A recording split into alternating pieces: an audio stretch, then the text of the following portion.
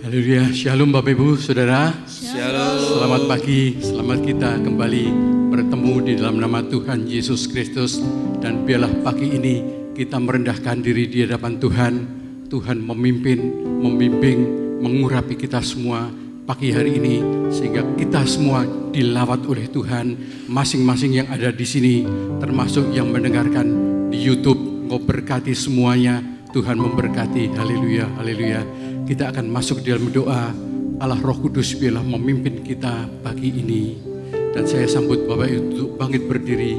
Kita akan masuk di dalam doa bersama-sama. Haleluya. Bapa di surga, kami bersyukur, kami berterima kasih karena kami merasakan bahwa Engkau baik, sangat baik, amat sangat baik, sehingga Engkau memberikan kami yang terbaik. Maka dari itu Tuhan, pagi yang indah cerah ini yang sudah Engkau berikan, Engkau ciptakan bagi kami semua, kami boleh nikmati. Dan itu biarlah kami pun mengucap syukur kepada Engkau. Pagi ini Tuhan, kami boleh merendahkan diri di hadapan-Mu dengan haus, dengan rindu akan kehadirat-Mu di tempat ini. Memberkati Tuhan setiap jemaat yang hadir, yang mendengarkan, semuanya Tuhan diberkati, diurapi dengan penuh kerinduan Tuhan. Kami lebih datang kepadamu untuk memuji, memuliakan nama-Mu, menyembah-Mu, mendapat perjamuan kudus, dikuatkan melalui firman, dan semuanya diberkati. Semua yang sakit, yang dahaga dipuaskan, yang sakit disembuhkan, yang terbelenggu dilepaskan, dan semua yang mempunyai persoalan, kami tahu jalan keluar kami ada di bawah kaki-Mu. Kami serahkan tubuh, jiwa, roh kami di dalam nama Tuhan Yesus Kristus. Kami berdoa, dan kita semua yang mengasihi Tuhan bersama katakan amin. Beri kemuliaan bagi Tuhan kita. Haleluya, haleluya, haleluya. Dan biarlah kita dengan penuh kerinduan kita diam di bait Tuhan. Kita akan memuji, memuliakan nama Tuhan. Haleluya. Haleluya.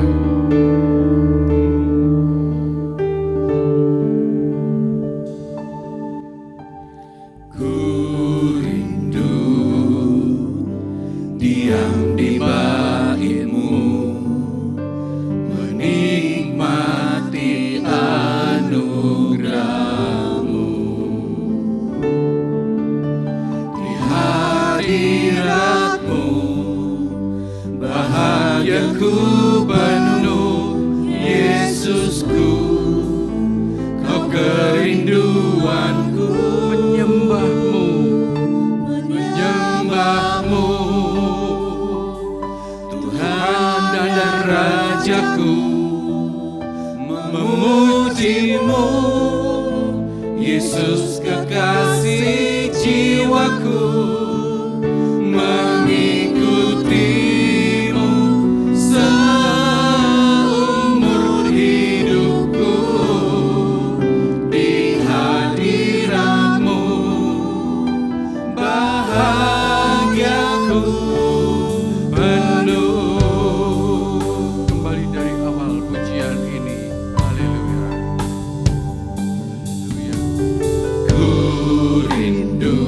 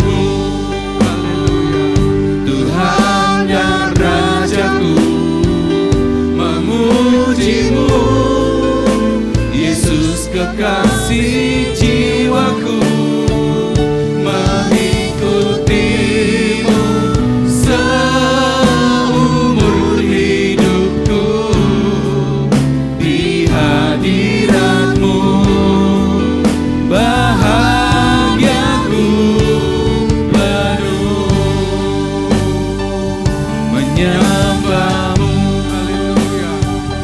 Tuhan dan Rajaku, memujimu, Memuji seumur hidupku. Yesus kekasih Haleluya. jiwaku, mengikutimu seumur hidupku.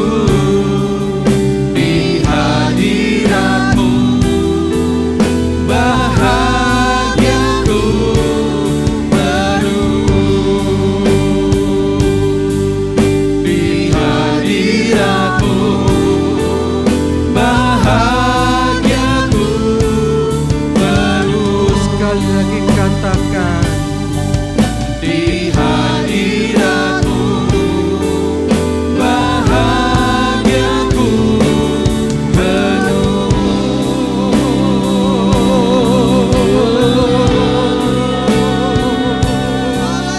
Haleluya. Terima kasih Yesus. namamu Bersuka anugerahmu melimpah. Terima kasih Terima karena kasih. Kau baik. Haleluya.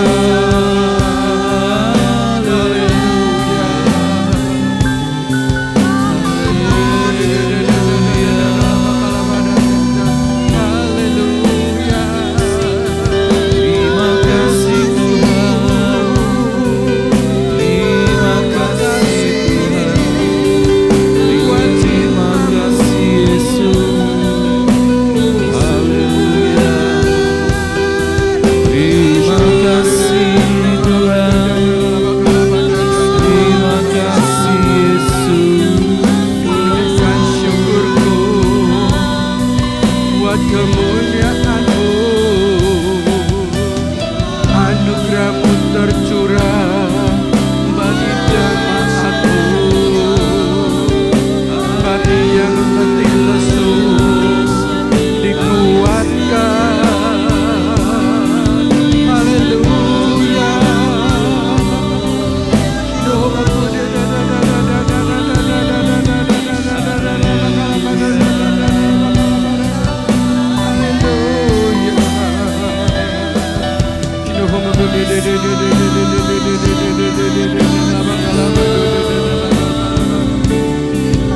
Allahku dahsyat, Allahku luar biasa, kuasa-Mu tak terbatas, cinta-Mu ajaib, dari dulu sekarang selamanya. Kami ingin terus memuji-muji Engkau di dalam seluruh hidupku. Haleluya, haleluya, haleluya.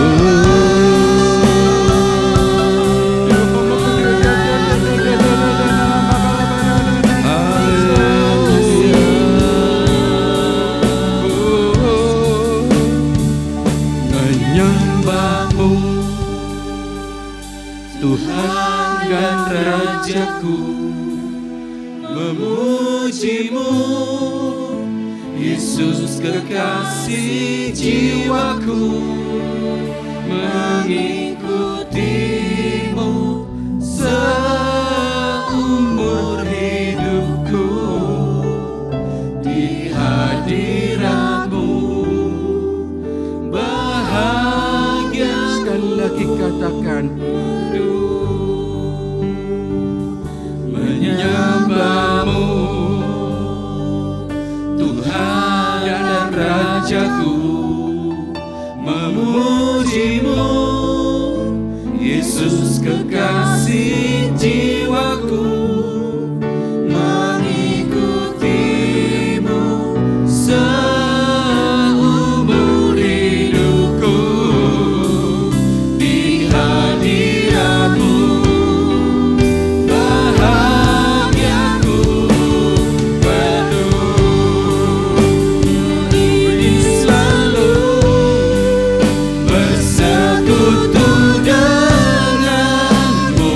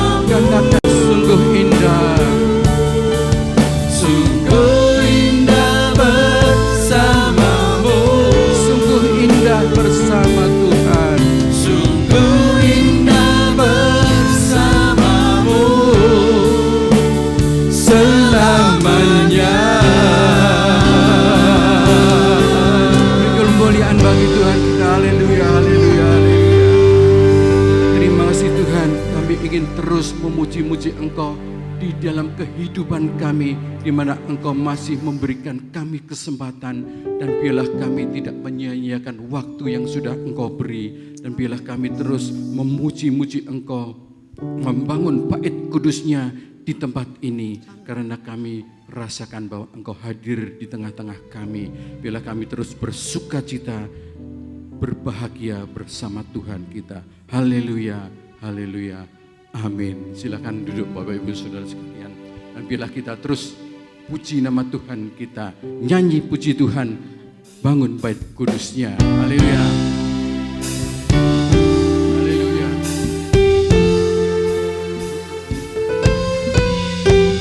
Haleluya.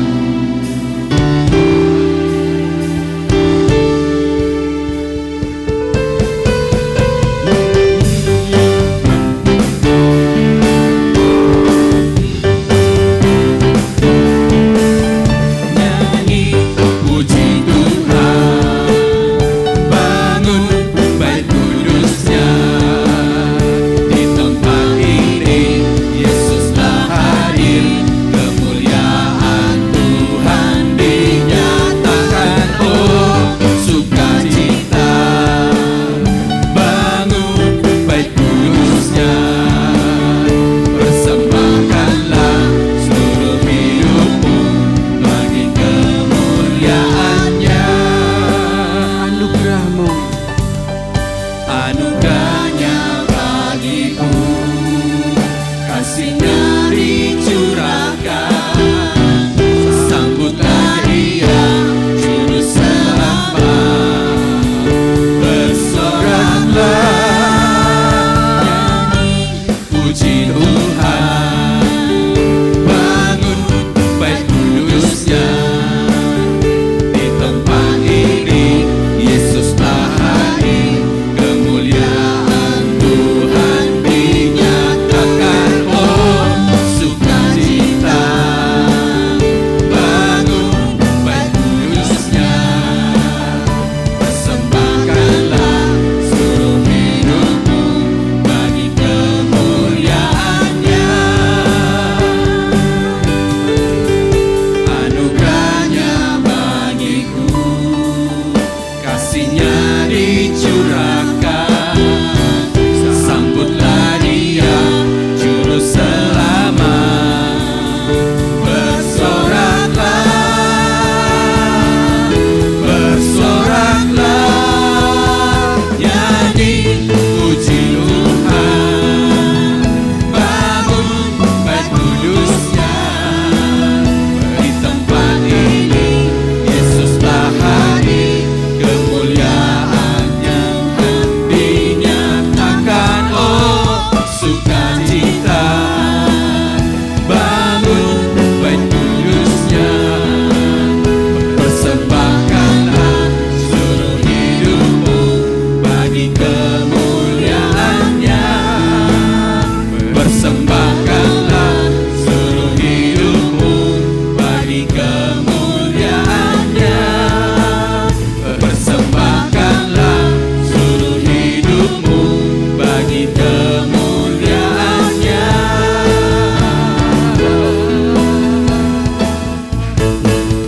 Nyanyi, haleluya, haleluya, haleluya. Puji nama Tuhan, haleluya. Kita tahu bahwa akhir-akhir ini, mungkin lebih-lebih tahun ini, dan diperkirakan tahun depan, banyak orang yang semakin susah, semakin sulit, semakin cari pekerjaan sulit, semakin cari penghasilan sulit.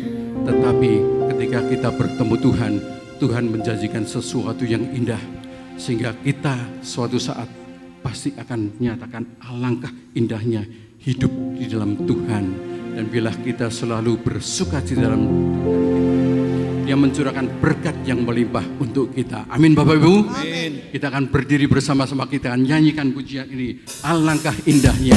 Haleluya.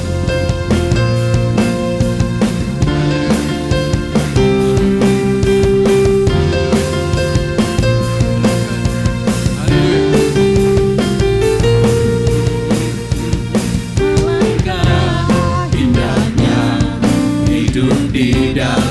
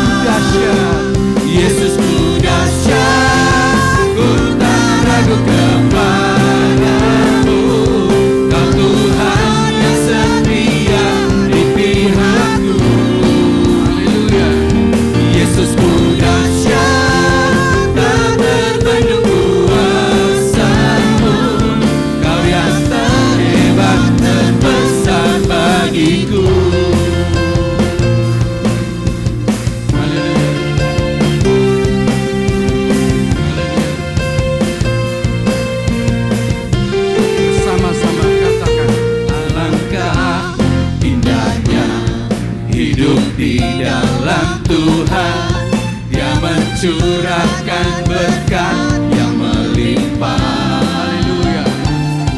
Alangkah indahnya jalan bersama Tuhan yang memegang kuasa untuk menang. Ya dahsyat. Yesus ku dahsyat, ku tak ragu kepadamu. Kau Tuhan yang setia di pihakku.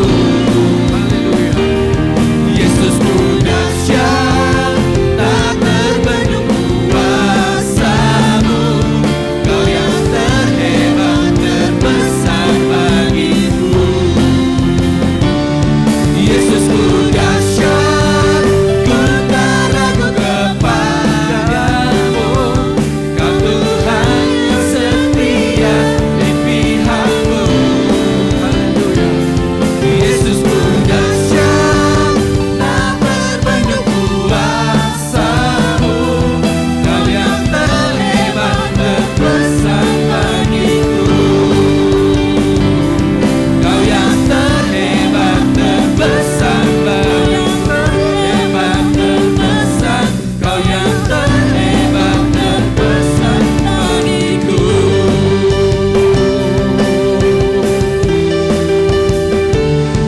Yesus dahsyat. Haleluya, haleluya, haleluya. Haleluya. Tuhan kita adalah Tuhan yang ajaib. Tuhan kita adalah Tuhan yang di luar nalar kita. Di mana ketika kita merasakan tidak bisa, tidak mungkin, tetapi tidak ada yang mustahil di dalam Tuhan dan orang percaya. Maka dari itu, biarlah kita terus menyambut Tuhan di dalam hidup kita. Terus kita merasakan Tuhan itu begitu indah. Dia mulia, Dia agung, dan Dia mencintai kita semua tanpa syarat. Ketika kita nanti mendapat perjamuan kudus, dan bila itu kita mengenang akan kasih Tuhan kita sepanjang masa. Inilah karya yang terbesar.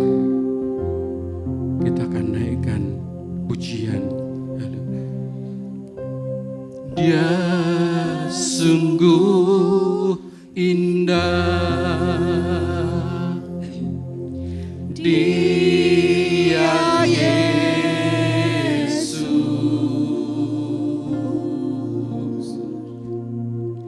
Dia ajaib, Dia mulia, Dia agung. Haleluya. Dia cinta daku dan ampuniku. Haleluya. Bahkan rela berikan nyawanya untuk selamatkanku. Sambutlah Yesus, sambutlah Yesus, tinggikan Yesus, beri Dia hormat, pujian dan kuasa. Yesus Raja, bagi yang mulia, ku angkat tanganku, Kau ku puja, ku cinta, ku sembah.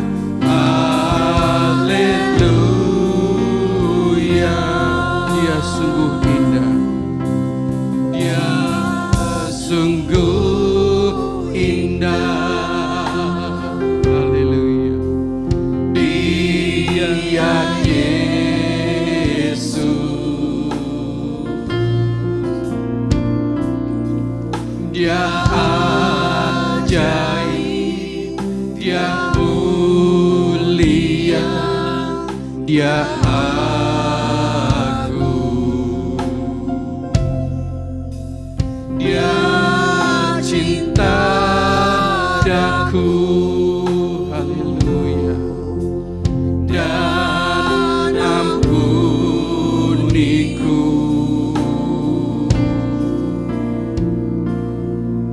Bahkan rela berikan nyawanya untuk selamatkanku. Sambutlah Yesus. Kita angkat tangan bersama-sama. Tinggikan Yesus, rasakan kasih-Nya, haleluya. Beri Dia hormat, pujian dan kuasa, Yesus Raja. Bagi yang mulia, ku angkat tanganku, Kau ku puja, ku cinta, ku sembah, haleluya. Sambutlah Yesus, haleluya. Sambutlah Yesus. Buka hatimu lebar-lebar. Biarlah Yesus berkuasa atas hidupmu. Bila Dia hormat, pujian dan kuasa, Yesus Raja. Bagi yang mulia, ku angkat tanganku,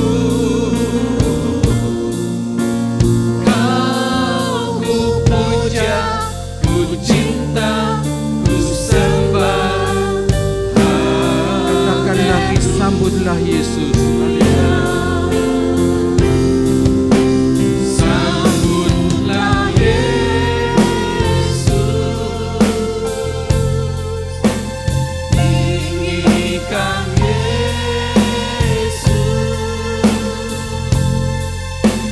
beri Dia hormat, pujian dan kuasa, Yesus Raja. Bagi yang mulia, ku angkat tanganku,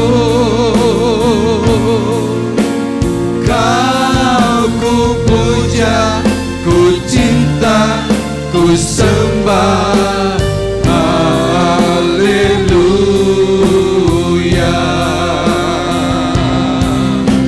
Sambutlah Yesus, tinggikan Yesus, beri Dia hormat, pujian dan kuasa, Yesus Raja. Bagi yang mulia, ku angkat tanganku, ku angkat tanganku, Kau ku puja, ku cinta, ku sembah,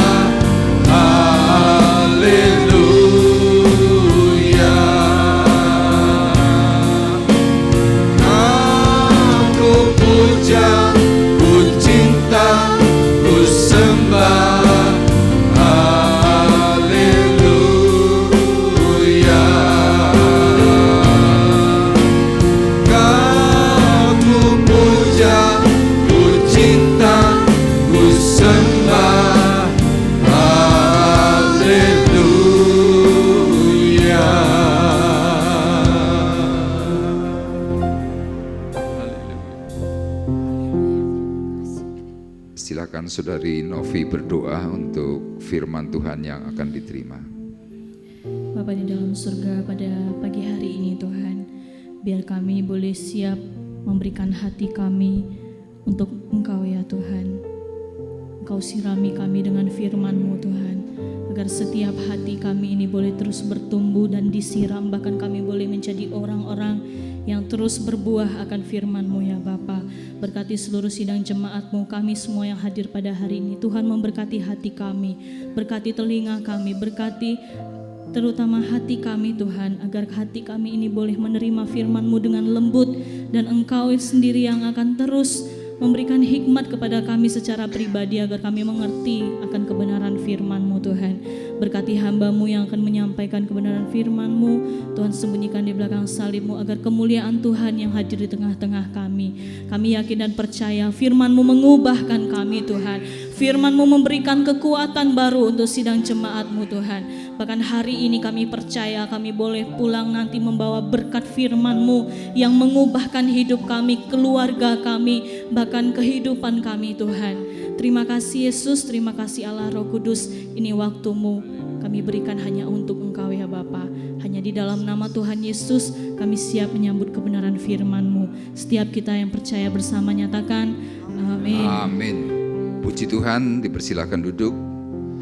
Shalom. Haleluya. Puji Tuhan. Bapak Ibu, selama bulan November kita sudah diajar tentang sempurna dalam perkataan. Ya, Tuhan mengajarkan kepada kita semuanya supaya perkataan kita adalah perkataan berkat dan perkataan benar. Seorang yang perkataannya benar, seorang yang perkataannya memberikan berkat, itu berdampak kepada diri sendiri dan juga kepada orang lain. Nah, 4 minggu kita diberi pelajaran tentang perkataan, dan hari ini dalam bulan Desember kita menerima tema, ya mungkin tema ini buat Bapak Ibu agak sedikit aneh, tetapi nanti kita bisa bersama-sama belajar kenapa tema ini diberikan oleh Bapak Timotius Bekti sebagai gembala senior kita. Nah, tema bulan Desember adalah Gerejaku, sempurnakan tugasmu.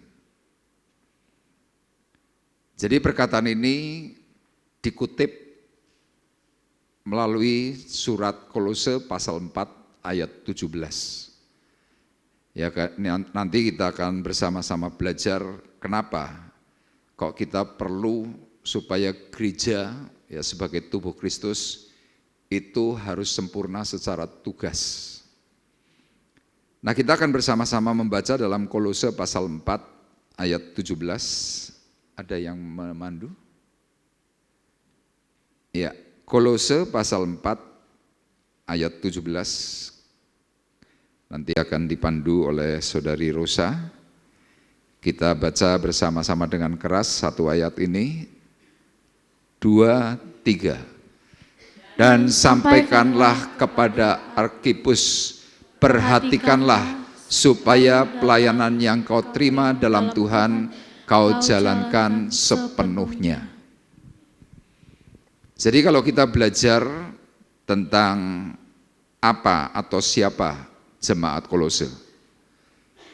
Jemaat Kolose itu bukan didirikan oleh Rasul Paulus, tetapi dibangun oleh jemaat lokal. Pengajaran yang diberikan adalah pengajaran yang Rasul Paulus pimpin. Tetapi pemimpin rohaninya hari itu adalah orang-orang lokal, salah satunya adalah Arkipus.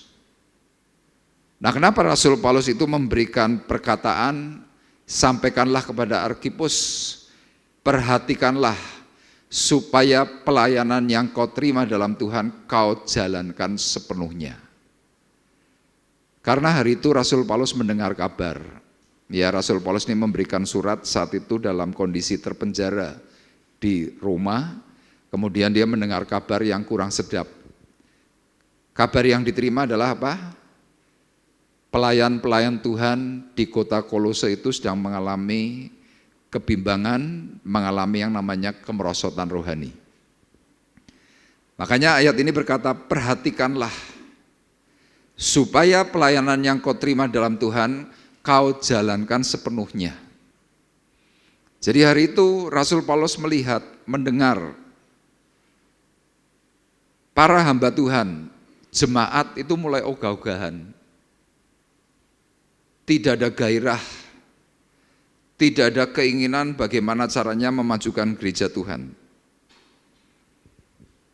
Nah ternyata sesudah diselidiki oleh Rasul Paulus, dalam jemaat Kolose itu terjadi yang namanya sinkritisme. Ya, sinkritisme itu adalah campuran pengajaran yang berbeda-beda. Nah di Kolose itu agama bukan hanya Kristen. Yang paling kuat hari itu adalah agama Yudaisme, itu paling kuat. Jadi semacam agama Taurat, tetapi mempunyai banyak peraturan yang jauh lebih jelimet. Nah pengajaran itu mulai dimasukkan. Nah berbenturan dengan orang-orang Yahudi, ada juga orang-orang Yunani, kemudian ada juga orang-orang yang masih percaya dengan mistis. Ya masih percaya dengan hal penyembahan kepada malaikat, penyembahan kepada dewa-dewi. Nah ini membuat orang-orang Kristen saat itu mengalami kebingungan. Apalagi ditambahi dengan adanya asketisme, yaitu ibadah ritual dengan penyiksaan tubuh. Ya sampai hari ini masih ada. Nah secara khusus kapan? Kalau kita Kristen, ya masih ada yang memakai tata cara misalkan pada waktu perayaan Paskah yang menyerupai Yesus itu dibikin sebuah pantomin dan benar-benar dicambuk. Nah kelompok ini menyebut asketisme. Jadi penyiksaan tubuh supaya seolah-olah bisa merasakan penderitaan Kristus yang sebenarnya. Nah tetapi dalam pengajaran hal bagaimana Rasul Paulus memberikan pengajaran seperti yang Tuhan ajarkan, ini terus berbenturan. Sampai pada akhirnya orang-orang di Kolose hari itu mulai kendor. Gereja tidak terurus, gereja tidak diperhatikan. Nah pada waktu itulah kekristenan itu merosot. Nah kata perhatikanlah dalam bahasa asli itu memakai kata plero. Plero itu artinya to level up, untuk diikuti. Terus komplit itu artinya lengkap. Terus perfect, sempurna. Jadi hari itu Rasul Paulus kepingin, ketika engkau memperhatikan tentang gereja Tuhan, memperhatikan tentang tugas mulia yang Tuhan berikan untuk hamba-hamba Tuhan, ini harus benar-benar diperhatikan. Nah Bapak Ibu hari ini perlu belajar. Hari ini gereja sedang mengalami peristiwa yang seperti itu. Di berbagai kota, bukan hanya di Temanggung, di Semarang, di Jakarta, di Bandung, Surabaya, wah mereka bingung. Kenapa bingung? Masing-masing memberikan pengajaran yang berbeda-beda. Nah hari ini yang paling kuat adalah pengajaran apa? Kemakmuran, teologi kemakmuran. Mereka berprinsip orang Kristen itu harus kaya. Gerejanya orang Kristen itu harus megah, harus besar. Nah kita yang sedang tidak tahu apa-apa tentang nilai teologi, bingung. Sebenarnya yang benar itu gimana? Nah tetapi Bapak Ibu jangan lupa, kalau Bapak Ibu mungkin rajin membaca Alkitab, Alkitab kita itu sudah menuliskan, ya dalam Wahyu pasal 3, berbicara tentang apa? Gereja zaman akhir. Gereja zaman akhir itu ditulis oleh Yohanes murid Tuhan, yaitu dengan sebutan gereja Laodikia. Hari ini Bapak Ibu kita hidup dalam zaman itu, gereja Laodikia. Laodikia itu mempunyai arti ya dari dua kata, yang pertama adalah laos, artinya rakyat, umat, bangsa. Itu lau atau laos. Kemudian dikia itu dari kata dike, artinya keputusan, keadilan, hukum. Jadi kalau dua kata itu dirangkum, arti kata Laodikia adalah keputusan rakyat, keputusan umat, keputusan jemaat, keputusan orang banyak.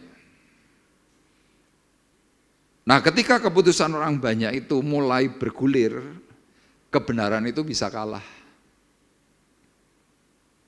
Makanya lihat hari ini, ya seperti yang dikatakan oleh siapa itu, Pujangga Jawa, kebo nyusu gudel. Bapak Ibu mungkin yang orang-orang Jawa tahu ya, kebo nyusu gudel. Artinya apa? Ibu harus nyusu kepada anaknya. Nah, dalam gereja juga seperti itu. Hamba Tuhan, pelayan Tuhan harus nurut kepada jemaat. Kalau tidak mau nurut gimana? Muncul ancaman.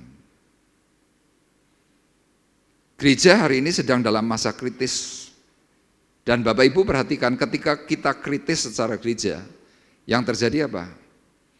Tuhan murka, Tuhan marah, Tuhan jengkel. Kita sebagai umat Tuhan yang hari ini tanpa sadar mungkin ikut-ikutan, kita ini bisa kena murka Tuhan. Kita lihat dalam kitab Wahyu pasal 3 ayat 14-17, Bapak Ibu perhatikan, saya akan bacakan. Dan tuliskanlah kepada malaikat jemaat di Laodikia, inilah firman dari Amin, saksi yang setia dan benar, permulaan dari ciptaan Allah. Aku tahu segala pekerjaanmu. Engkau tidak dingin dan tidak panas. Alangkah baiknya jika engkau dingin atau panas. Jadi karena engkau suam-suam kuku dan tidak dingin atau panas, aku akan memutahkan engkau dari mulutku. Ini ancaman. Tuhan memberitahu kepada kita, pilihannya cuma dua, dingin atau panas. Yang terbaik itu panas. Kalau dingin bagaimana? Tuhan berkata, enggak apa-apa. Engkau lebih baik dingin daripada engkau suam-suam kuku. Suam-suam kuku itu artinya apa? Tidak dingin, tidak panas. Kalau orang Jawa bilang, biasanya kalau kita minum air yang suam-suam kuku itu nanti bisa anyang-anyangan. Kenapa anyang-anyangan? Karena air suam-suam kuku itu bakterinya tidak mati. Sehingga waktu saudara minum, tahu-tahu Anda kena uritritis, radang saluran kencing. Waktu dokter mungkin memeriksa, ditanya, makan apa saja? Oh, saya minum air suam-suam kuku, dokter. Ya ini penyebabnya. Ya Anda yang anyangan pasti kan nggak enak. Sama hidup kekristenan kita, ketika kita cuma suam-suam kuku, semuanya enggak enak. Jemaat enggak enak, gereja enggak enak, pendeta enggak enak. Kenapa? Karena tidak tahu apa yang harus dilakukan. Nah, kenapa terjadi yang namanya suam-suam kuku? Ayat 17. Karena engkau berkata, aku kaya, aku telah memperkayakan diriku dan aku tidak kekurangan apa-apa. Dan karena engkau tidak tahu bahwa engkau melarat dan malang, miskin, buta, dan telanjang. Jadi ternyata dalam konteks ayat 17, banyak sekali jemaat terjebak.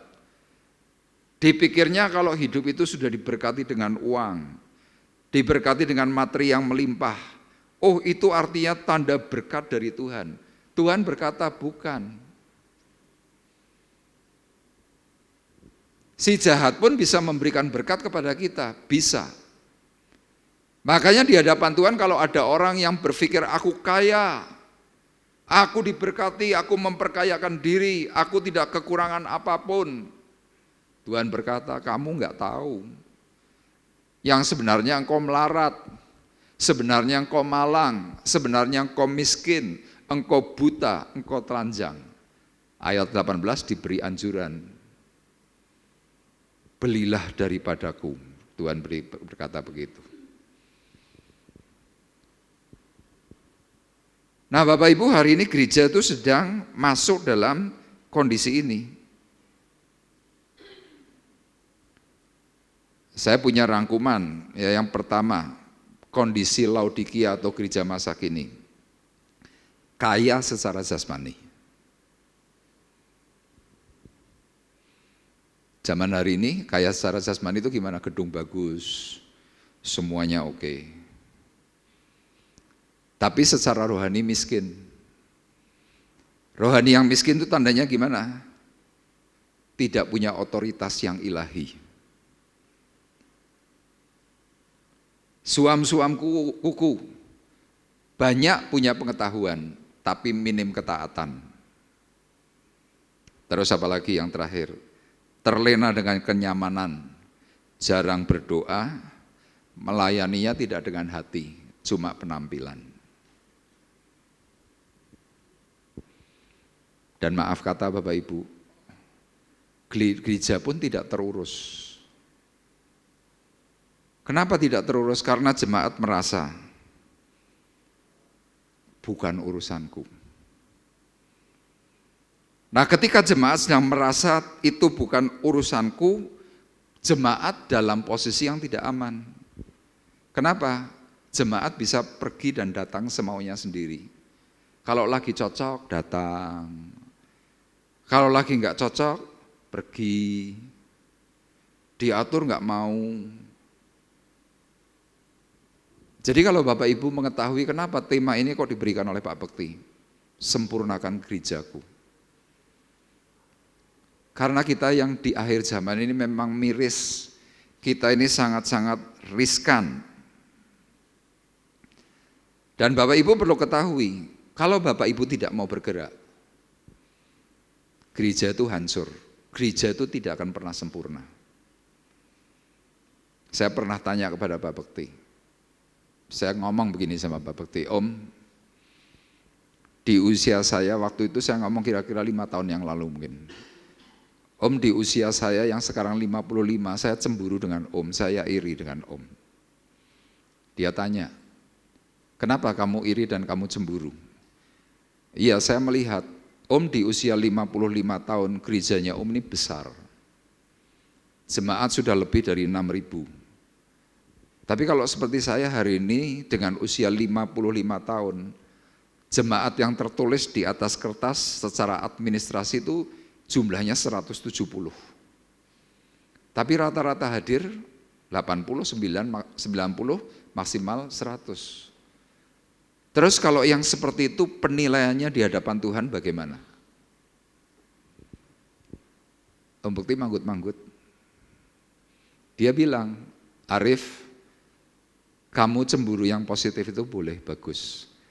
Tapi pesan Om, jangan berkecil hati. Saya jawab, oh saya berkecil hati Om. Karena apa? Untuk mempertumbuhkan jemaat itu berat, susah.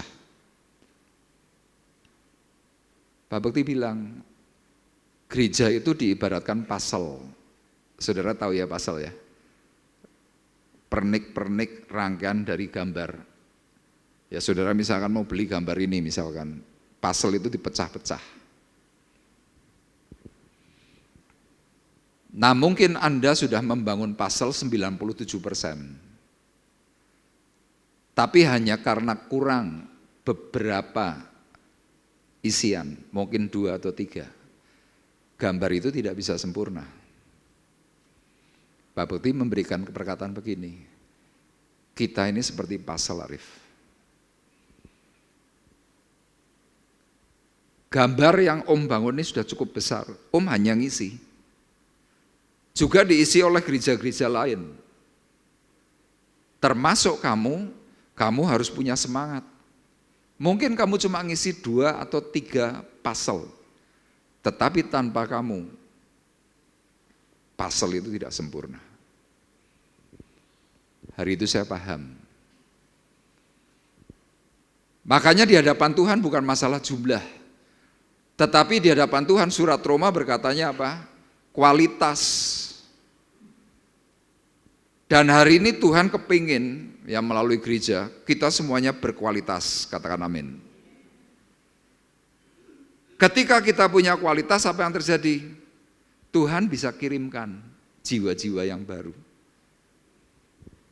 Nah, pengiriman jiwa-jiwa itu bukan karena tugas pendeta, bukan tugasnya full timer, bukan. Tetapi tugasnya Bapak Ibu semuanya. Ada amin? Amin. Kenapa saya paksakan amin?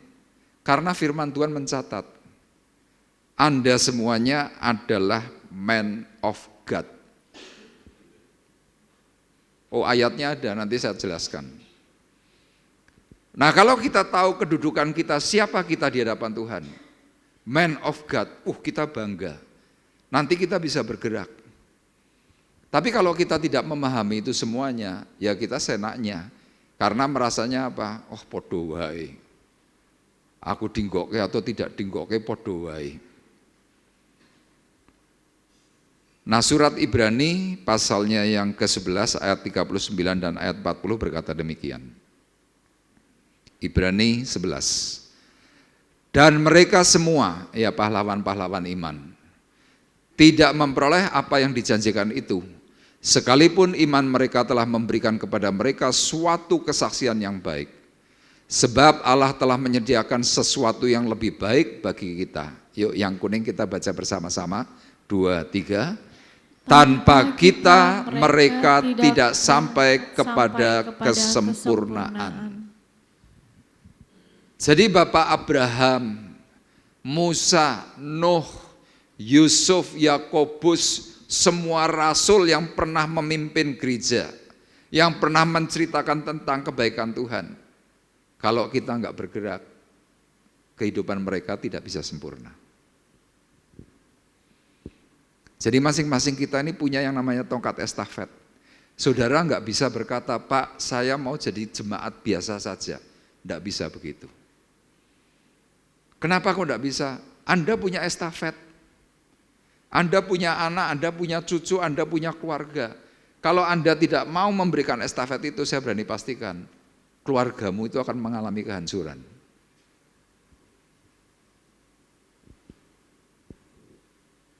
Nah, hari ini judul tanggal 7 Desember adalah menjadi agen kerajaan surga.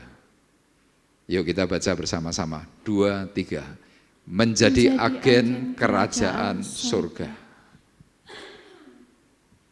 Kalau saya tanya kepada Bapak Ibu, menjadi agen kerajaan surga prestisius enggak?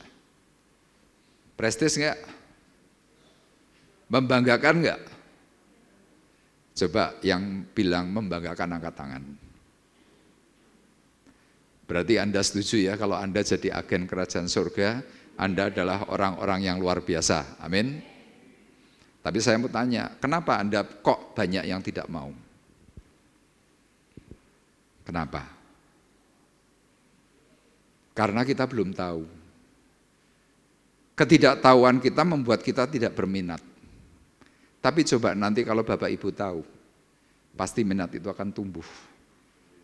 Salah satu contoh Bapak Ibu, orang kalau habis lulus sekolah, hari ini ada kira-kira 20 perusahaan besar di Indonesia yang top ranking dunia, itu ada 500, salah satunya beberapa itu ada di Indonesia.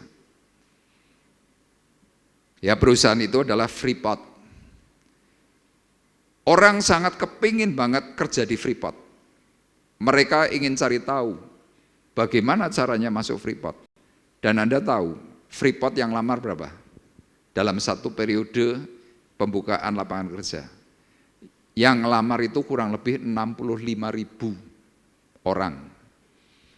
Mulai dari SMA, S1, S2, S3, jumlahnya 65.000 orang. Yang diterima berapa?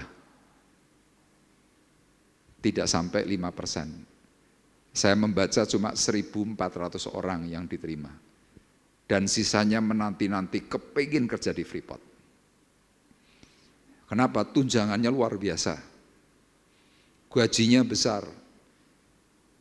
Semuanya dilindungi. Anda punya anak berapa, semuanya masuk dalam daftar pengobatan. Pokoknya luar biasa enak. Itu Freeport. Kemudian yang kedua siapa? Pertamina.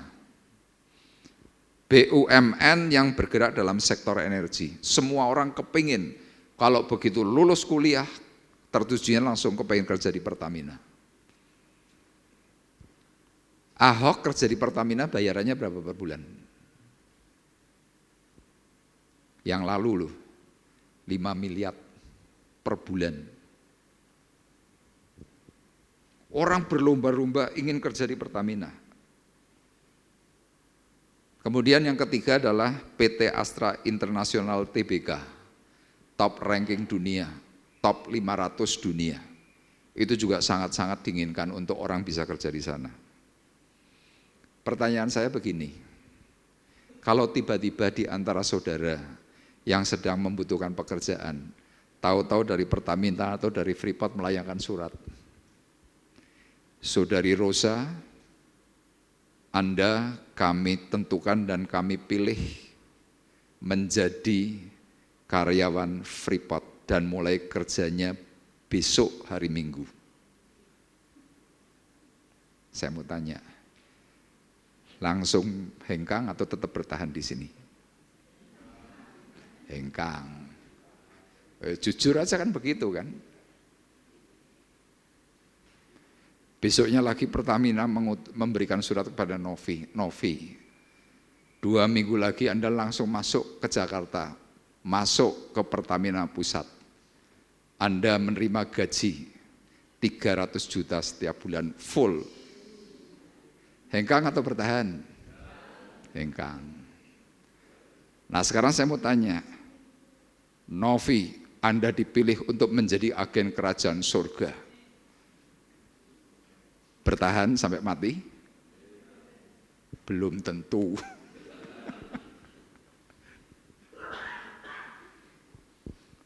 Loh kita harus jujur kan begitu kan?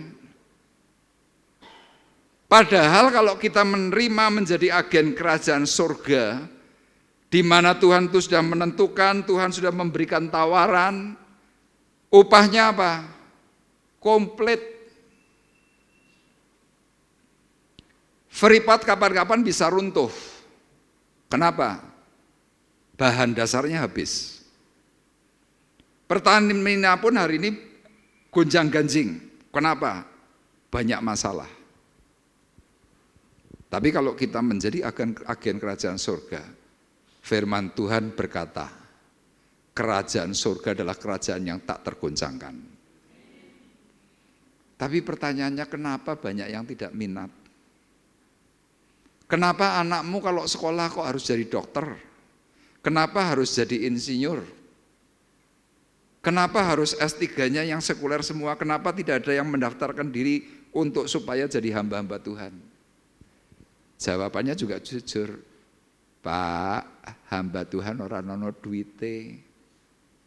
Betul? Betul. Makanya bicara tentang ini menjadi agen kerajaan surga, itu butuh yang namanya hati. Kalau kita tidak benar-benar paham, tidak mempunyai yang namanya visi kerajaan, kita tidak akan pernah mau. Tapi coba ada beberapa contoh. Di sini saya memberikan gambar adalah Musa dan juga Maria. Musa meninggalkan kerajaannya. Dikatakan apa? Merupakan suatu kehinaan. Kalau aku harus mempertahankan kerajaan dunia, karena Kristus aku tinggalkan semuanya, dan itu yang dahulu adalah sampah. Musa menjadi agen kerajaan. Kemudian siapa lagi? Maria. Maria pada akhirnya menjadi seorang yang sangat dihormati sampai detik ini. Gara-gara apa ya? Perkataannya positif. Semua orang nanti akan menghormati aku. Itu ditulis dalam Injil Lukas pasal 1. Dan itu terjadi. Makanya mari kita bersama-sama supaya bisa menjadi agen kerajaan surga dengan satu tujuan, punya visi kerajaan. Ya, visi kerajaan itu harus memiliki sikap hati benar secara khusus saat Anda mendengar suara firman. Kalau hatimu positif menerima itu, disitulah letak hatimu nanti. Nah kita akan eksposisi Lukas 1 ayat 26 sampai dengan ayat 33. Kita baca ayat 28 sampai 31 dan yang terakhir ayat 38. Kita baca secara bergantian. Saya baca ayat 28, Bapak Ibu ayat ganjil. Firman Tuhan berkata demikian. Ketika malaikat itu masuk ke rumah Maria, ia berkata, "Salam hai engkau yang dikaruniai, Tuhan menyertai engkau." Maria terkejut mendengar perkataan itu, lalu bertanya di dalam hatinya, "Apakah arti salam itu?" Kata malaikat itu kepadanya, "Jangan takut hai Maria, sebab engkau beroleh kasih karunia di hadapan Allah. Sesungguhnya engkau akan mengandung dan akan melahirkan seorang anak laki-laki, dan hendaklah engkau menamai dia Yesus." Ayat 38 kita baca bersama-sama. 2, 3. Kata Maria, "Sesungguhnya aku ini adalah hamba Tuhan, jadilah padaku menurut perkataanmu itu." Lalu malaikat itu meninggalkan dia. Amin. Ending dari cerita ini, Maria berserah. Dia berkata, "Sesungguhnya aku ini adalah hamba Tuhan. Jadilah padaku menurut perkataanmu itu." Dan melalui perkataan ini, maka Maria menjadi seorang yang diberkati Tuhan. Dia bisa menjadi agennya Tuhan. Kenapa? Dia mempunyai sudut pandang seperti sudut pandangnya Tuhan. Dia tahu ini semuanya sesudah malaikat itu menjelaskan. Kenapa kok dia harus mengandung? Nah, kita semuanya hari ini bisa belajar seperti Maria. Bagaimana kita bisa menjadi agen kerajaan surga? Yang pertama, dalam ayat 26 dan ayat 27. Dikatakan demikian. Dalam bulan yang ke-6 Allah menyuruh malaikat Gabriel pergi ke sebuah kota di Galilea bernama Nazaret kepada seorang perawan yang bertunangan dengan seorang bernama Yusuf dari keluarga Daud. Nama perawan itu Maria. Jadi kita melihat dari rangkuman ayat 26-27, seorang yang bisa menjadi agen kerajaan yang pertama adalah orang itu bisa diandalkan dan orang itu memiliki hati hamba. Saya tuliskan demikian, sebagai malaikat Tuhan yang taat dan memiliki posisi yang baik, Gabriel mau diperintah untuk mewartakan kabar baik. Jadi kuncinya untuk kita bisa menjadi agen kerajaan surga, Tuhan itu sudah terlebih dahulu memberikan contoh melalui malaikatnya, yaitu Gabriel. Malaikat Tuhan yang bernama Gabriel ini posisinya luar biasa. Malaikat Tuhan itu ada Michael atau Mikael, kemudian Gabriel. Mikael itu adalah malaikat penjaga. Gabriel adalah malaikat yang memberikan kabar baik. Tapi kalau agama seberang, ngecap Gabriel adalah malaikat maut. Konsepnya sudah keliru. Mereka menyebut siapa? Jibril. Jibril itu Gabriel. Nah, hari itu Gabriel sebagai seorang malaikatnya Tuhan, dia disuruh oleh Tuhan itu taat, tidak pernah bantah. Nah, Bapak Ibu perlu sadari, gereja Tuhan yang diwakili dengan gambarannya Maria mengandung Yesus, itu merupakan sebuah gambaran gereja harus melahirkan. Nah, Tuhan menyuruh Gabriel itu apa? Memberikan contoh teladan. Mau diperintah, mau kerjasama. Untuk apa? Membawa kabar sukacita. Saudara mungkin akan berkata, "Pak, itu kan malaikat. Malaikat mau nggak mau kan harus taat kepada Allah." Ada malaikat yang tidak taat. Siapa itu? Lucifer. Jadi dahulu di surga itu ada 3 malaikat hebat. Mikael, Lucifer, Gabriel. Yang paling hebat itu Lucifer. Dia merasa bahwa, aku punya kekuasaan, kebisaan itu seperti Allah. Dia mencoba meniru seperti Allah. Apa itu? Ingin disembah. Dibuanglah Lucifer ke bumi. Dan rupanya sifat dari Lucifer itu nempel kepada orang-orang seperti yang diceritakan dalam jemaat Laodikia. Karena kaya, merasa bisa pelayanan, diberi perintah, moh. Nah ini celaka. Nah sepintas mungkin orang-orang itu adalah orang-orang yang kelihatannya pelayanan, kelihatannya.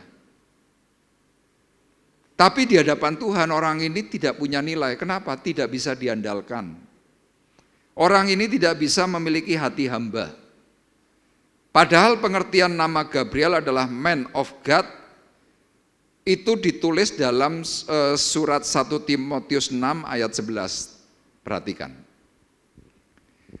Tetapi engkau hai manusia Allah, jauhilah semuanya itu, kejarlah keadilan, ibadah, kesetiaan, kasih, kesabaran, dan kelembutan. Hari itu dalam zamannya Timotius, Paulus menuliskan surat. Kenapa? Timotius sedang menghadapi orang-orang yang berontak. Tidak mau diarahkan, tidak mau dididik, tidak mau diberi pengajaran kebenaran. Nah, Paulus mengatakan kepada Timotius dan juga jajaran orang-orang yang masih mau taat, dikatakan apa? Tetapi engkau hai manusia Allah. Jadi orang percaya di dalam Tuhan itu disebutnya man of God. Saya dan saudara adalah man of God, katakan amin. Nah, seorang man of God itu harus mempunyai perilaku kayak Gabriel. Apa yang dilakukan? Beritakan kabar baik. Jadi hari ini Anda punya tugas sebagai gereja Tuhan. Beritakan kabar baik. Beritakan kabar baik. Beritakan kabar baik. Beritakan kabar baik. Beritakan kabar baik. Jangan kabar fitnah. Amin. Kenapa Anda harus memberitakan kabar baik? Gereja harus memenangkan jiwa. Tapi begitu Anda mengabarkan fitnah, yang terjadi apa? Gereja itu rontok pelan-pelan.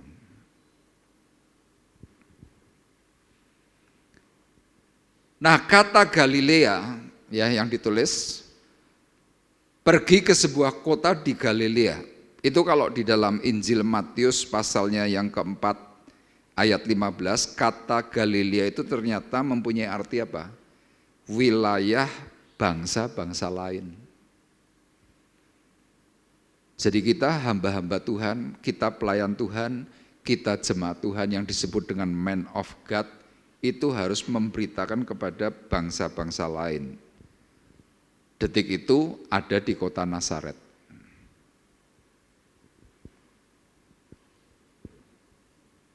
Nah, yang pertama yang ditujukan kepada siapa? Firman ini berkata, kepada seorang perawan yang bertunangan dengan seorang bernama Yusuf dari keluarga Daud, nama perawan itu Maria. Jadi ternyata cerita dari tentang kelahiran Yesus, kemudian Maria itu mengandung, ini mempunyai nilai teologi bahwa ternyata Maria adalah gambaran gereja, Yesus adalah gambaran firman yang mengandung di dalam gereja itu harus mau memberitakan firman. Kira-kira ceritanya seperti itu. Nah, Tuhan sudah memberikan contoh yang baik melalui Gabriel. Gabriel tidak neko-neko, diberikan satu perintah dia taat. Diberi satu perintah dia kerjakan. Diberi satu perintah dia tuntaskan. Kenapa? Sebagai malaikatnya Tuhan, meskipun dia hebat, dia memiliki hati hamba. Demikian juga Anda yang hari ini sudah diberkati oleh Tuhan, hari ini Anda diberi kelimpahan, Anda punya posisi yang bagus. Posisi itu boleh, tetapi milikilah hati hamba. Maka di hadapan Tuhan Anda pasti menjadi semakin dahsyat dan luar biasa. Itu yang pertama. Kemudian hal yang kedua, bagaimana bisa menjadi agen kerajaan surga? Yang kedua, kudus dan ramah. Loh Pak, kenapa harus kudus, kenapa harus ramah? Saudara perhatikan ayat 27 sampai 29. Kepada seorang perawan yang bertunangan dengan seorang bernama Yusuf dari keluarga Daud, nama perawan itu Maria. Ketika malaikat itu masuk ke rumah Maria, ia berkata, "Salam, hai engkau yang dikaruniai, Tuhan menyertai engkau." Maria terkejut mendengar perkataan itu lalu bertanya dalam hatinya, apakah arti salam itu? Nah, saya tuliskan demikian. Kata perawan itu memakai bahasa Yunani parthenos. Parthenos itu artinya adalah perempuan yang masih suci. Ya kenapa ya Alkitab kok nulisnya bukan gadis? Kenapa Gabriel tidak memberikan berita itu kepada seorang gadis? Jawabannya kan jelas. Kalau perawan itu pasti gadis, kalau gadis belum tentu perawan. Makanya Alkitab kita ini luar biasa. Nulis nggak sembarangan. Sekali lagi kata perawan itu parthenos, perempuan yang masih suci. Suci itu adalah murni. Murni itu adalah kudus. Kudus adalah tak bercacat. Nah, di hadapan Allah hal ini bisa menjaga nama baik. Makanya seorang pelayan Tuhan, seorang yang mau menjadi agen kerajaan surga, perilaku itu harus murni, harus kudus. Begitu engkau keluar dari jalur itu, engkau mencoreng nama baik. Begitu engkau mencoreng nama baik, tidak ada satupun jiwa yang mau percaya kepada gereja. Ya, hari Minggu kemarin dan hari Rabu saya jelaskan. Hari ini ada banyak sekali jemaat Tuhan itu sedang kecewa kepada gereja, kecewa kepada hamba-hamba Tuhan. Kepada gereja, mereka berpikir gereja hari ini cuma sebagai organisasi. Yang kedua, hamba Tuhan pendetanya hidupnya glamor. Pakai tas Hermes, pakai tas Saint Laurent, Gucci, jam tangannya miliatan. Maaf kata, jemaatnya miskin.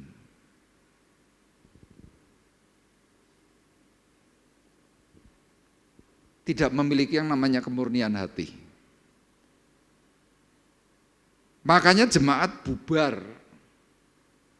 Jemaat merasa dibodohi. Yang minggu lalu saya sampaikan, 15 tahun tidak mau ke gereja. Lalu saya sering kali mendengar ada orang-orang enggak ke gereja. Saya tanya, kamu sudah enggak ke gereja berapa tahun? 8 tahun. Sudah enggak ke gereja berapa tahun? 12 tahun. Sebabnya kenapa? Males. Nah, kata perawan ini mau memberikan kepada kita sebuah pengertian baru. Bahwa sebagai seorang yang mau menjadi agen kerajaan, hidup kita ini harus murni, kudus, jangan bikin cemar, jangan bikin celah. Ya makanya saya berulang kali kan mengatakan kepada Bapak Ibu, kalau Anda punya utang, bayar utang itu. Jangan dikemplang, jangan tidak dibayar. Yang malu bukan dirimu, tetapi nama Tuhan itu dipermalukan. Yang pertama ditanya siapa? Gerejanya mana? Pendetone sopo? Tuhannya siapa? Lah itu yang paling celaka. Nah, hari itu Maria sebagai seorang perawan menjadi prototipe. Selain dia perawan, selain dia murni, suci, dia kudus, sikap Maria apa? Ramah. Jadi ketika hari itu Gabriel menyapa Maria, "Salam, hai Maria, janganlah takut." Sikap Maria gimana? Dia membalas salam itu. Dan ternyata dalam ayat 39 dan ayat 40 dan 41, dia ketemu dengan Elisabet, langsung juga memberikan salam terlebih dahulu. Ketika Maria memberikan salam kepada Elisabet, "Shalom Elisabet." Kandungannya Elisabet yang hari itu sedang mengandung Yohanes Pembaptis langsung gerunjal. Kenceng tuh gerunjalnya. Elisabet langsung berkata, "Maria, ketika engkau memberikan salam, bayi dalam kandunganku, dia pun ikut menyapa dirimu." Wih, luar biasa. Anda suka menyapa orang? Suka menyapa apa buang muka? Disalami malah mendelik? Apa malah ngajak musuhan? Jadi kalau sikap kita tidak ramah, Anda mau ngajak siapapun tuh untuk pergi ke gereja, moh. Makanya pagi hari ini yuk kita bersama-sama belajar untuk ramah dengan cara apa? Senyum terlebih dulu. Yuk, kanan kirimu diberi senyum. Saya senyum pada Bapak Ibu. Puji Tuhan. Puji Tuhan. Shalom. Shalom. Bapak Ibu bayangkan enggak? Model kayak saya seperti ini tiba-tiba memberikan salamnya begini. Shalom. Gitu kira-kira gimana? Mungkin ada yang sebagian, wah, pendetone kumat iki. Biasanya ora kaya ngono. Saya mungkin tidak terlalu mendayu-dayu Bapak Ibu, tapi saya orang yang paling suka menyapa. Saya selalu pasti, halo.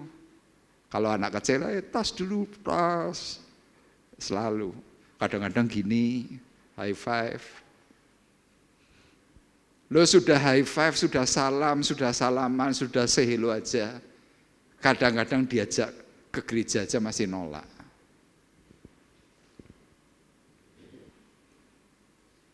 Jadi saya tuliskan kalau kita bisa kudus, kita bisa ramah, hal ini bisa menjadi contoh dan berdampak bagi gereja Tuhan. Kalau kita tidak lakukan dua hal ini, meskipun Bapak Ibu, kita ini sudah pelayanan tanpa dua unsur ini, gereja tidak naik. Gereja tidak akan bertumbuh. Gereja akan semakin terus berpindah-pindah. Dan jangan sampai Bapak Ibu kita sebagai orang-orang akhir zaman, kita masuk dalam capnya gereja Laodikia, jangan sampai itu. Kenapa? Karena gereja ini paling dikecam oleh Tuhan.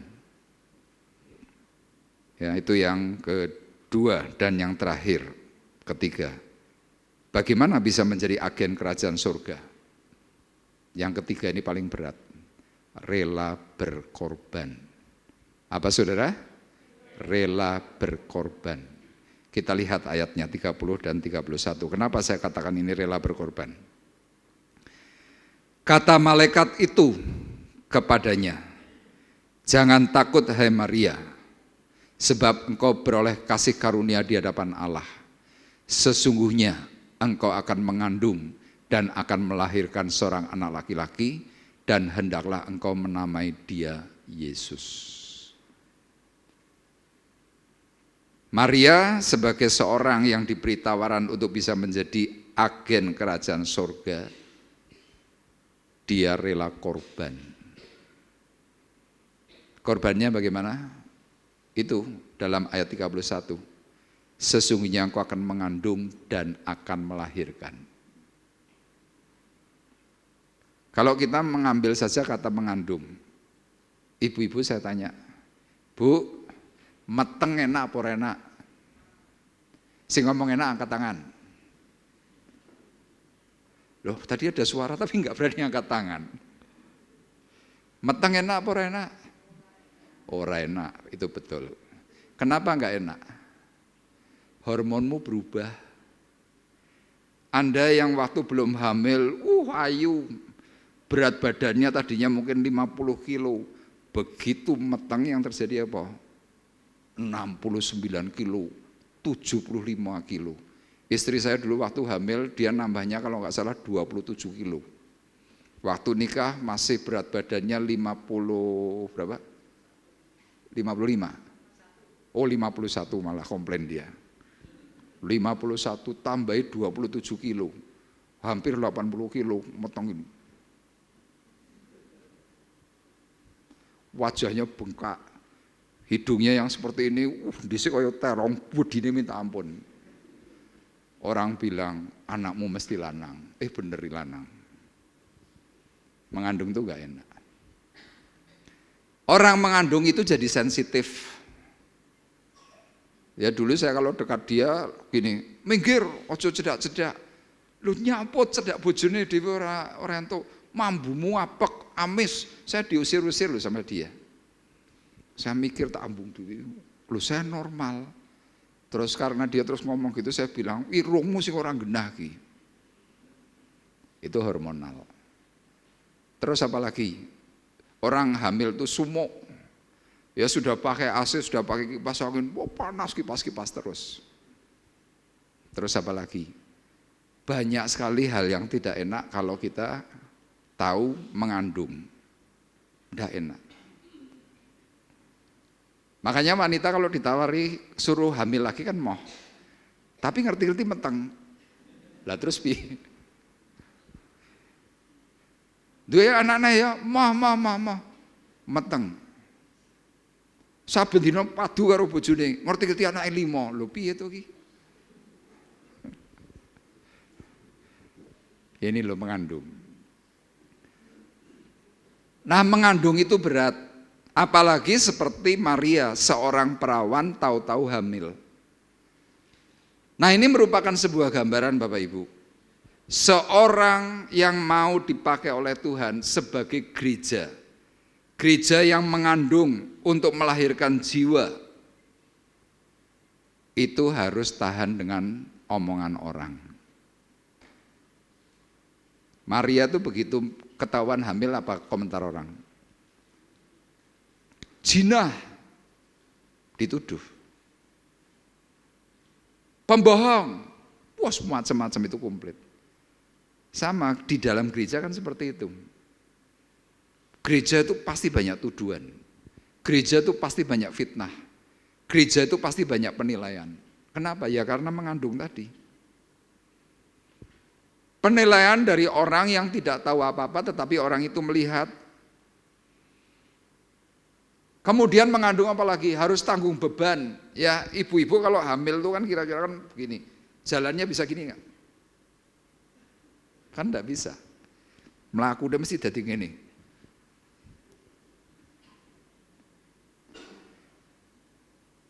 Nah yang paling celaka, punya anak tidak menghargai ibu. Hari ini di Cungko di China sana, anak kecil mulai dari kelas 6 SD sampai SMP, 1 bulan beberapa kali, itu selalu disuruh oleh para guru untuk membawa semangka. Semangka itu sepanjang 1 hari mata pelajaran sekolah harus digendong, ditaleni seperti orang mengandung, kemana-mana harus dibawa. Para murid tanya kepada para guru, kenapa Pak Guru dan Bu Guru harus ngajari kami memakai semangka untuk supaya dipakai kemanapun? Guru akhirnya menjelaskan, supaya kamu tahu penderitaan ibu. Ibumu mengandung 9 bulan, hari ini kamu kurang ngajar sama ibumu. Demikian juga dengan gereja. Banyak orang ngata-ngatai pendeta, banyak orang ngata-ngatai gereja. Coba engkau kapan-kapan kowe meteng. Mau kita aplikasikan memakai semangka mulai besok, ibadah karo ngene gitu mau? Kan mau. Tapi itu kan merupakan sebuah analogi. Dan firman ini kan ditulisnya lengkap. Engkau akan mengandung dan akan melahirkan. Ada banyak wanita, banyak orang yang tidak rela hamil. Yang terjadi apa? Digugurkan. Nah gereja harus seperti itu. Gereja ketika mengandung itu harus punya kerelaan. Sehingga apa? Lahirlah jiwa-jiwa baru. Jadi kalau Anda kemarin-kemarin tanya, Pak, kenapa sih Pak gereja enggak nambah jemaat? Hari ini kita punya jawaban, bukan dari pendetanya, bukan dari full timernya. Dari kita jemaat kadang-kadang tidak memberikan dukungan itu.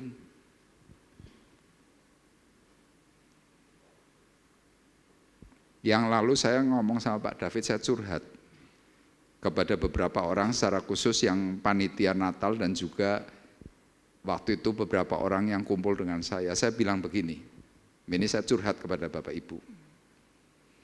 Saya bilang, Pak David, teman-teman, saya kemarin pergi pelayanan di gereja di Genuk. Kemudian waktu saya melihat gereja, saya cemburu, saya bilang gitu. Pak David tanya, lah kenapa Pak kok cemburu? Saya melihat gedung gerejanya itu dihiasi dengan bunga-bunga plastik. Saya tanya sama koster gereja, Pak, bunga plastik itu yang ngurusi jemaat atau Pak Pendeta sama Bu Pendeta? Kosternya jawab, oh bukan pendeta dan Bu Pendeta Pak. Lah terus siapa? Jemaat Pak. Mereka bergotong royong Pak, ngisi Pak, pernik-pernik ini semuanya. Saya cuma, saya lapor Pak David, saya ceritakan semuanya.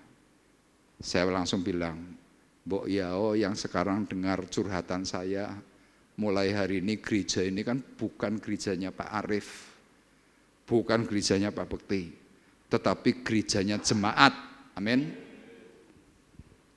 Keinginan saya apa? Yuk kita bersama-sama berdampak. Yuk kita bersama-sama ngisi kas. Yuk bersama-sama kita mengelola. Nek ada yang bocor langsung, Pak itu bocor, Pak itu perlu dicat. Amin. Amin Bapak Ibu. Nah ini gambaran kenapa kita harus mengandung dan kenapa kita harus melahirkan. Apakah hari ini kita sedang masuk ke dalam zamannya gereja Laodikia untuk tempat ini? Harapan saya jangan. Kenapa? Gereja Laodikia adalah gereja yang dikecam oleh Tuhan. Jangan kita menjadi orang yang sudah diberkati, tetapi kita tidak mempertumbuhkan, kita tidak mengandung, kita tidak melahirkan sesuatu apapun. Bapak Ibu saya beritahu, suatu hari nanti saya pasti mati. Dan tanpa saya, gereja tetap jalan. Tidak tahu nanti penggantinya siapa. Tapi itu pasti akan berakhir. Demikian juga dengan gerejanya Pak Bekti. Pak Bekti suatu hari nanti mati. Yang lanjutkan siapa? Tidak tahu. Tetapi jemaat kan pasti tetap ada. Anda adalah tulang punggungnya gereja. Tanpa Anda, gereja tidak berjalan. Tanpa Anda, gereja tidak sempurna. Makanya yuk saya mengajak hari ini, seperti apa yang diinginkan, sempurnakan gerejaku, kata Tuhan. Kita masing-masing punya tugas. Kita yang harus mulai bergerak, kita harus mulai beritakan firman, beritakan Injil, berikan yang terbaik, dan berikan terbaik secara khusus apa hidupmu. Amin. Tuhan memberkati kita semuanya.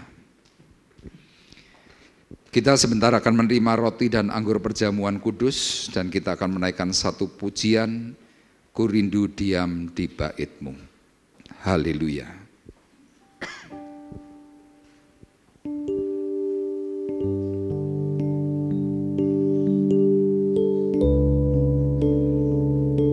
Terima kasih kepada Tuhan.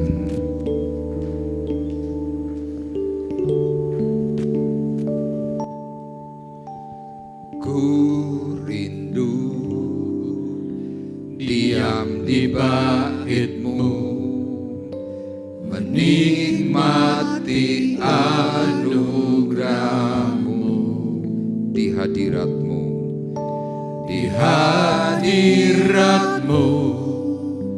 bahagiaku penuh. Yesusku, Kau kerinduanku.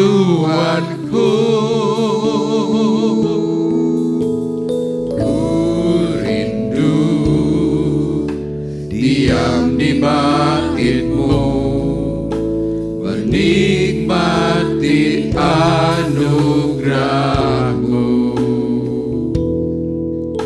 di hadirat penuh Yesusku, Kau kerinduanku, menyembah-Mu, Tuhan dan Rajaku, memuji-Mu, Yesus kekasih jiwaku, mengikuti-Mu seumur hidupku, di hadirat-Mu bahagiaku penuh, menyembah-Mu, Tuhan dan Rajaku, memuji-Mu, Yesus kekasih jiwaku, mengikuti-Mu seumur hidupku, di hadirat-Mu bahagiaku penuh, menyembah-Mu, Tuhan dan Rajaku, memuji-Mu, Yesus kekasih jiwaku, mengikuti-Mu seumur hidupku, di hadirat-Mu bahagiaku penuh, menyembah-Mu. Kita bersama-sama bangkit berdiri. Rajaku, ungkapkan hatimu kepada Tuhan bahwa Engkau adalah orang yang bersedia untuk masuk di dalam kerajaan yang menjadi agen. Seumur hidupku, di hadirat-Mu bahagiaku penuh, menyembah-Mu, Tuhan dan Rajaku, memuji-Mu, Yesus kekasih jiwaku, mengikuti-Mu seumur hidupku, di hadirat-Mu bahagiaku penuh, di hadirat-Mu bahagiaku penuh, di hadirat-Mu bahagiaku penuh.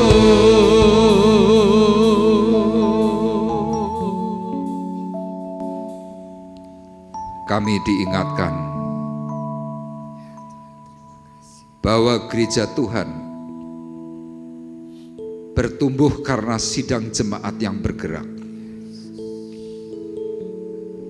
Kami hari ini memahami Tuhan, kalau Maria diberi satu tugas, diberi kepercayaan penuh oleh Tuhan untuk mengandung.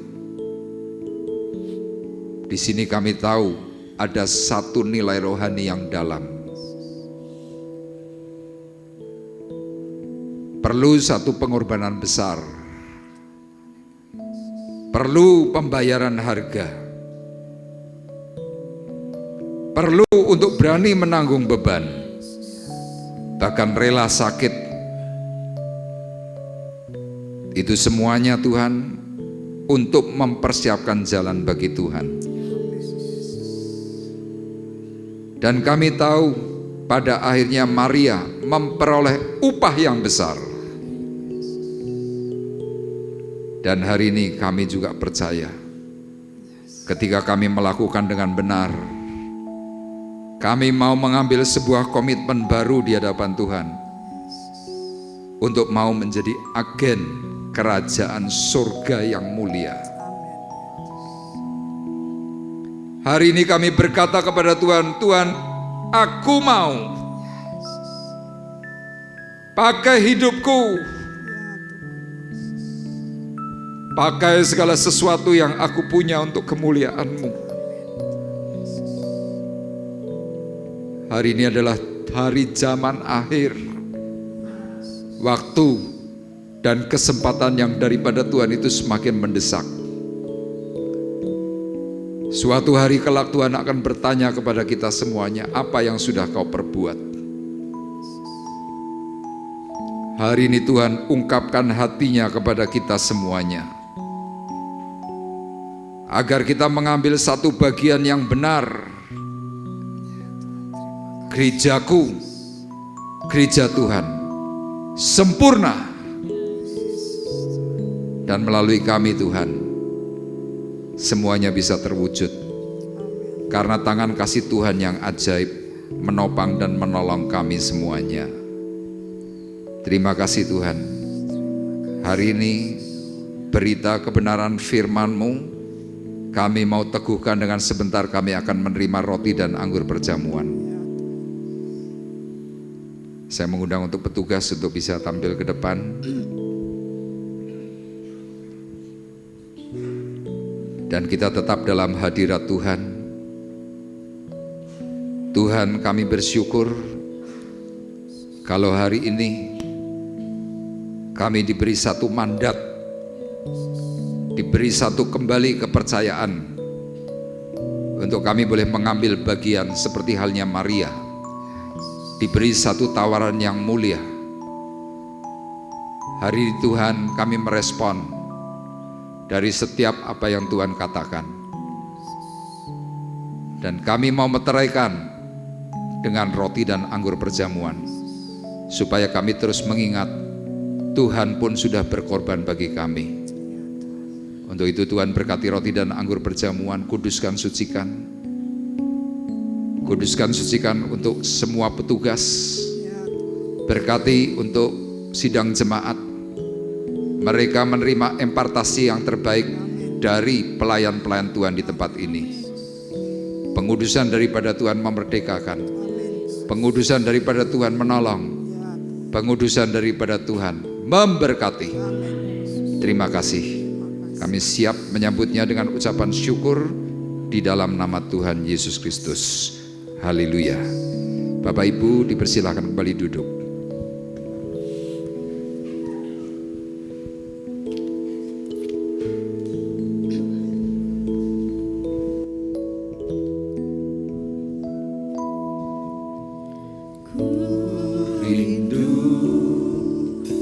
Diam di bait-Mu, menikmati anugerah-Mu. Di hadirat-Mu, bahagiaku penuh. Yesusku, Kau kerinduanku. Ku rindu. Ku rindu diam di bait-Mu, menikmati anugerah-Mu. Di hadirat-Mu, bahagiaku penuh. Yesusku, Kau kerinduanku. Menyembah-Mu Tuhan dan Rajaku, memuji-Mu Yesus kekasih jiwaku, mengikuti-Mu seumur hidupku. Di hadirat-Mu,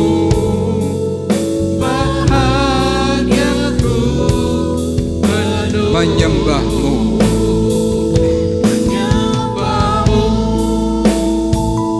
Tuhan dan Rajaku, memuji-Mu Yesus kekasih jiwaku, mengikutimu seumur hidupku.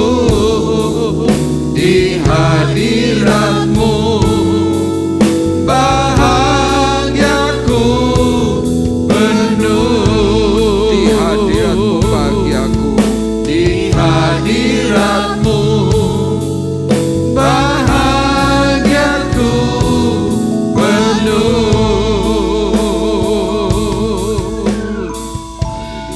Mungkin ada di antara Bapak Ibu yang belum menerima roti dan anggur perjamuan. Kalau sudah semua, mari bersama-sama bangkit berdiri. Kita kembali diingatkan oleh Tuhan bahwa 2000 tahun yang lalu Tuhan menyerahkan nyawanya bagi kita. Kita umat berdosa, tetapi karena kasih-Nya yang begitu besar, kita diampuni. Firman Tuhan berkata, sebab apa yang telah kuteruskan kepadamu telah aku terima dari Tuhan, yaitu bahwa Tuhan Yesus pada malam waktu ia diserahkan, ia mengambil roti. Sesudah itu ia mengucap syukur atasnya. Ia memecah-pecahkannya dan berkata, inilah tubuhku yang diserahkan bagi kamu. Perbuatlah ini menjadi peringatan akan aku. Demikian juga ia mengambil cawan. Sesudah makan lalu ia berkata, cawan ini adalah cawan perjanjian baru yang dimeteraikan oleh darahku. Perbuatlah ini setiap kali kamu meminumnya, menjadi peringatan akan aku. Sidang jemaat terkasih, marilah kita bersama-sama mengangkat roti lebih tinggi dari kepala kita masing-masing. Karena roti adalah satu, maka kita sekalipun banyak adalah satu tubuh. Karena kita semua mendapat bagian dalam roti yang satu itu. Bukankah roti yang kita pecah-pecahkan adalah persekutuan dengan tubuh Kristus? Amin. Dalam nama Tuhan Yesus Kristus kita makan bersama-sama.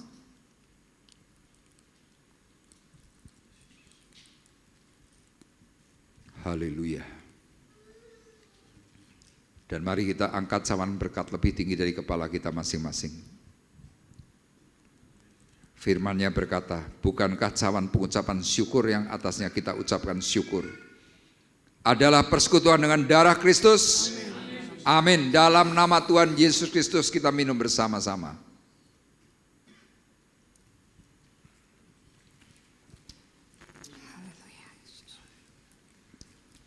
Kami meyakini Tuhan, kami yang lemah tubuh diberi kekuatan yang baru. Kami yang miskin diperkaya oleh Tuhan. Kami yang sakit disembuhkan. Yang mengalami kekurangan Tuhan beri kelimpahan. Yang memerlukan damai Tuhan curahkan damai dan sukacita. Kami meyakini Tuhan pagi hari ini adalah pagi yang penuh dengan berkat, pagi yang penuh dengan sukacita, pagi yang dipenuhi dengan kemenangan daripada surga. Kuasa pengurapan turun atas kami semuanya. Di dalam nama Yesus, di dalam nama Yesus, api anugerah mengalir, api anugerah bekerja, pertolongan demi pertolongan daripada Tuhan bekerja mengalir atas kami. Kami dicukupkan, kami dipuaskan, dan kami menang bersama Tuhan. Terima kasih Tuhan, terima kasih. Terima kasih, terima kasih, terima kasih. Untuk itu Tuhan kami bersama-sama mau berkata menyembah-Mu, Tuhan dan Rajaku. Haleluya. Menyembah-Mu, Tuhan dan Rajaku, memuji-Mu, Yesus kekasih jiwaku, mengikutimu seumur hidupku. Di hadiratmu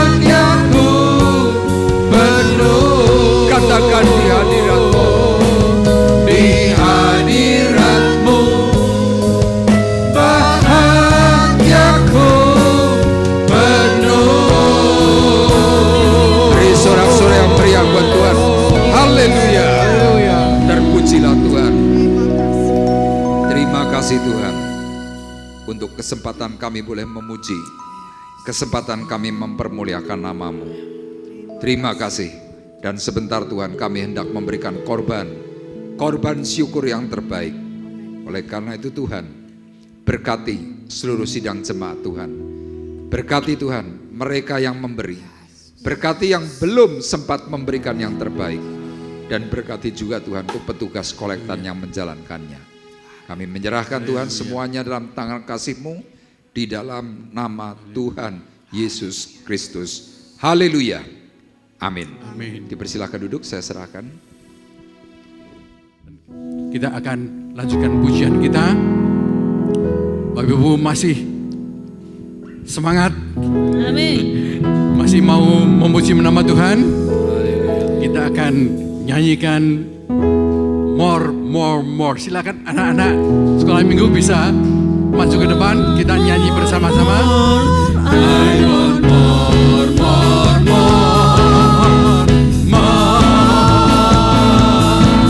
We praise you. More. I want more. We praise you. I'm gonna dance today. I'm gonna dance today. I'm gonna dance today.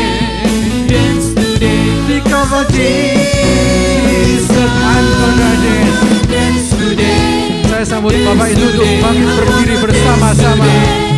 Dance today, I'm gonna dance today. Dance today, because of Jesus. More. I want more.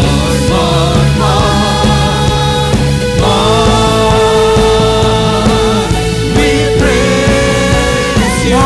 More. I want more. We praise. I wanna sing today. I'm gonna sing today.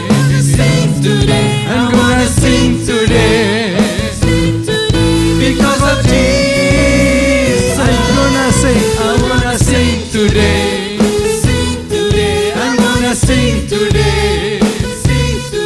I'm gonna sing today. Because of Jesus. More. I want more. We praise you. More. I want more. We praise you. I'm gonna dance today. I wanna dance today. I wanna dance today.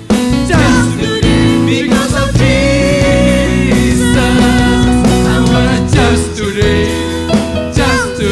I wanna dance today. I'm gonna dance today.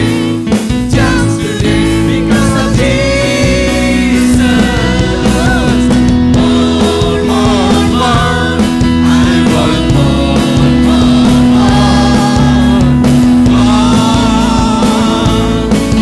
We praise you.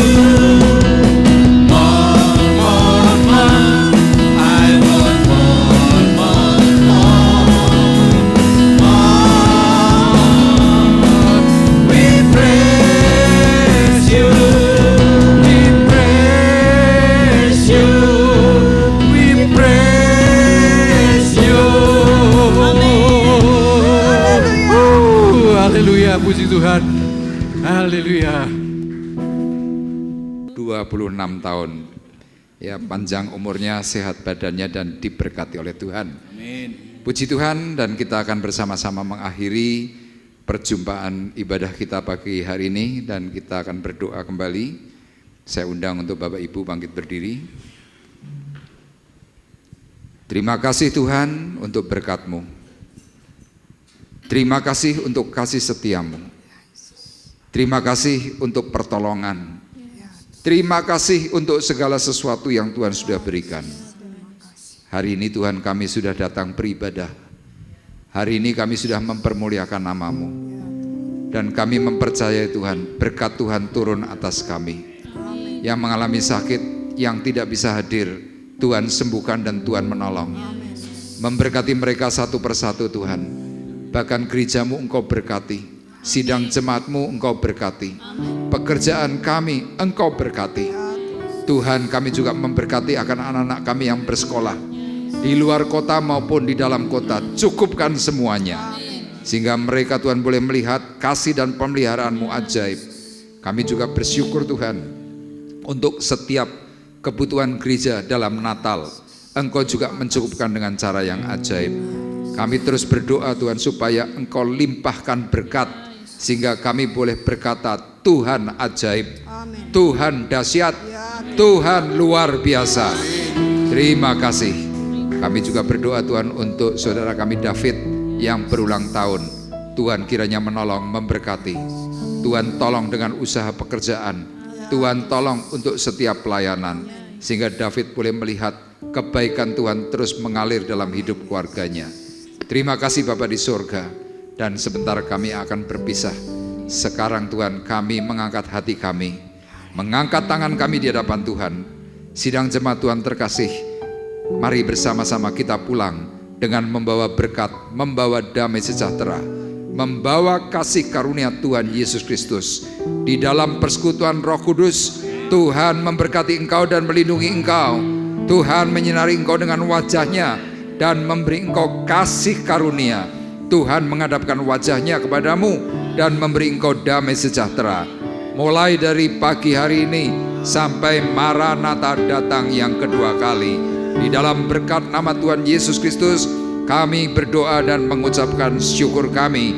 Yang diberkati oleh Tuhan bersama-sama berkata, Amin. Amin. Bapakku